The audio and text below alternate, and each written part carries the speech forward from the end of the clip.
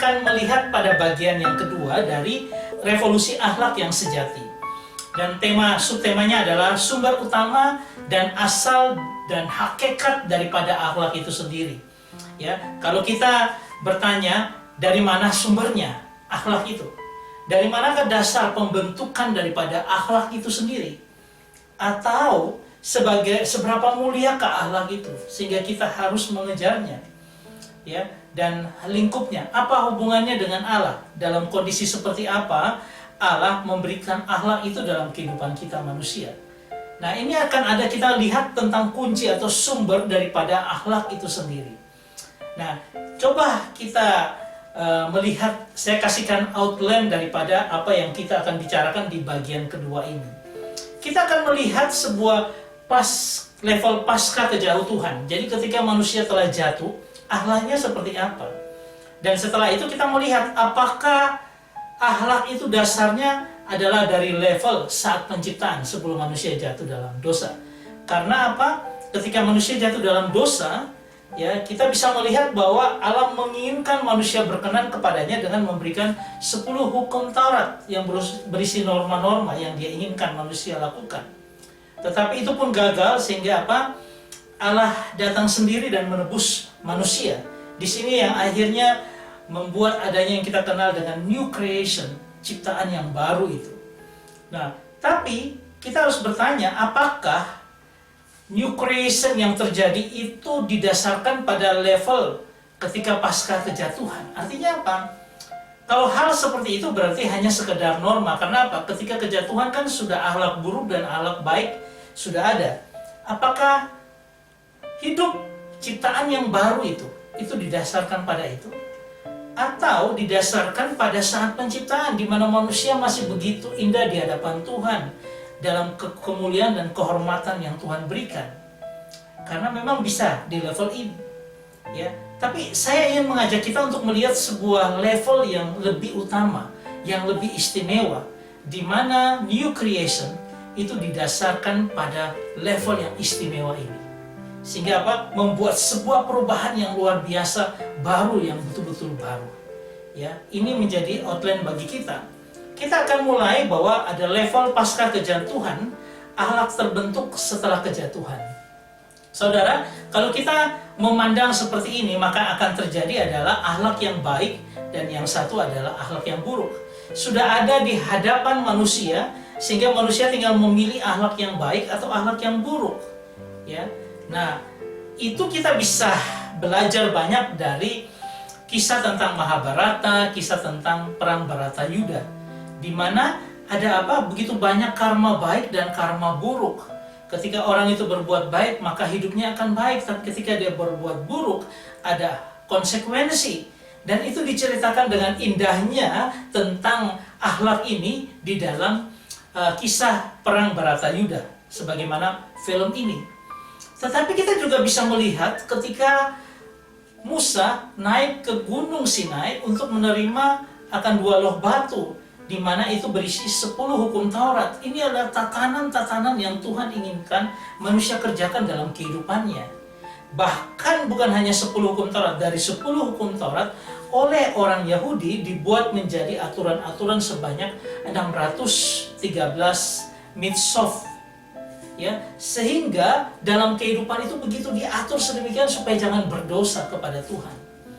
Semua ini dilakukan manusia, adalah upaya manusia untuk apa? Memberikan akhlak yang mulia kembali kepada Tuhan supaya Tuhan berkenan. Tetapi kita lihat hasilnya pun tidak ada bedanya. Bahwa manusia dengan semua yang sudah diberikan itu tetap apa? Tetap melakukan dosa di hadapan Tuhan. Dan tetap tidak berkenan kepada Tuhan dengan apapun yang mereka lakukan. Saudara yang terkasih, untuk itulah kita harus lebih lagi mengenal akan level utama daripada akhlak ini terbentuk, yaitu apa? Sebelum kejatuhan, setelah penciptaan terjadi, penciptaan manusia, akhlak yang mulia itu kita bisa kenal ketika kita membaca di dalam Mazmur pasal 8 ayat 5 sampai dengan 6. Dikatakan demikian, apakah manusia sehingga engkau mengingatnya? Apakah anak manusia sehingga engkau mengindahkannya?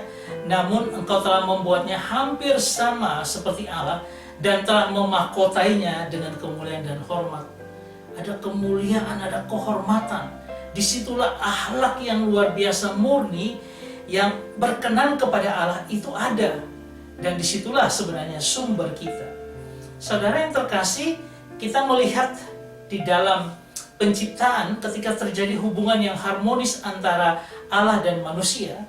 Karena apa? Karena ketika Kejadian pasal 1 ayat 31 dikatakan, maka Allah melihat segala yang dijadikannya itu sungguh amat baik. Sungguh amat baik.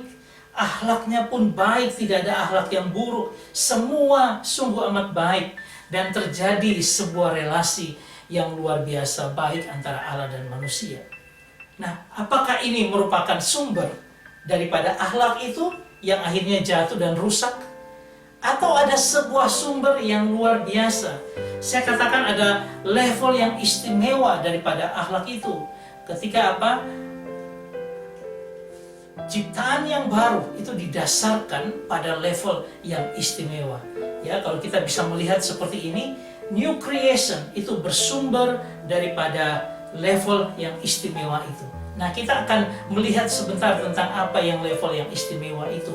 Karena level itu ketika dia bumi, seluruh isi dunia ini dijadikan, dia dimasukkan di dalam penciptaan. Tetapi ada sebuah level istimewa daripada akhlak itu yang akan kita lihat. Saudara yang terkasih, saya mau mengajak kita untuk melihat level istimewa itu seperti apa. Ya, karena apa? Level yang istimewa ini adalah akhlak itu terbentuk dari atribut langsung daripada Allah sendiri. Ya, di dalam 1 Yohanes 4 ayat 8 dikatakan, barang siapa tidak mengasihi, ia tidak mengenal Allah. Lalu dikatakan sebab Allah adalah kasih. Artinya apa? Artinya di dalam atribut Allah, sifat Allah itu ada kasih. Dan disitulah sumber daripada akhlak yang sejati yang harusnya menjadi bagian dalam kehidupan kita. Ya, God is love. Inilah sumber akhlak yang sejati. Ya, karena apa? Ketika Allah Tritunggal, Bapa, Anak, dan Roh Kudus di dalam hubungan perikoresis di mana mereka bersinergi satu dengan yang lainnya, ya, di dalam kesetaraan, di dalam kesatuan yang tidak terpisahkan daripada pribadi-pribadi Allah ini, ada sebuah yang keluar yang adalah merupakan kasih, di mana terpancar keluar itu dalam seluruh alam semesta ini, bahwa ada kasih Allah yang adalah sumber daripada akhlak manusia. Disitulah peran kasih Allah yang menjadi sumber utama daripada akhlak manusia itu nyata dalam kehidupan kita. Dan itu diberikan kepada Adam ketika hari penciptaan itu, ketika Allah menafaskan itu dalam hidup Adam sehingga dia menjadi hidup. Tetapi yang terjadi adalah rusak total. Ya, akhlak itu rusak total dan akhirnya manusia hidup dalam dosa. Dan new creation, ciptaan baru bisa terjadi adalah ketika Yohanes pasal 3 ayat 16 dikatakan, karena begitu besar kasih Allah akan dunia ini sehingga ia memberikan anaknya yang tunggal, supaya setiap orang yang percaya kepadanya tidak binasa, melainkan beroleh hidup yang kekal. Kita dikembalikan kepada akhlak yang semula. Melalui apa? Melalui pengorbanan Kristus terjadi pembentukan manusia yang baru. Sebuah revolusi yang terjadi dalam hidup manusia ketika apa? Revolusi akhlak itu adalah ciptaan yang baru. Ya, sehingga ciptaan yang baru itu mengarah kepada atribut Allah, di mana Allah adalah kasih. Nanti kita akan melihatnya semua di dalam bagian yang ketiga. Ini sangat menarik dan saya berharap kita mengikuti terus pembahasan saya ini supaya apa? Kita memiliki sebuah pemahaman tentang akhlak yang sejati itu seperti apa dan bagaimana revolusi itu terjadi dalam kehidupan kita. Tuhan memberkati kita. Amin.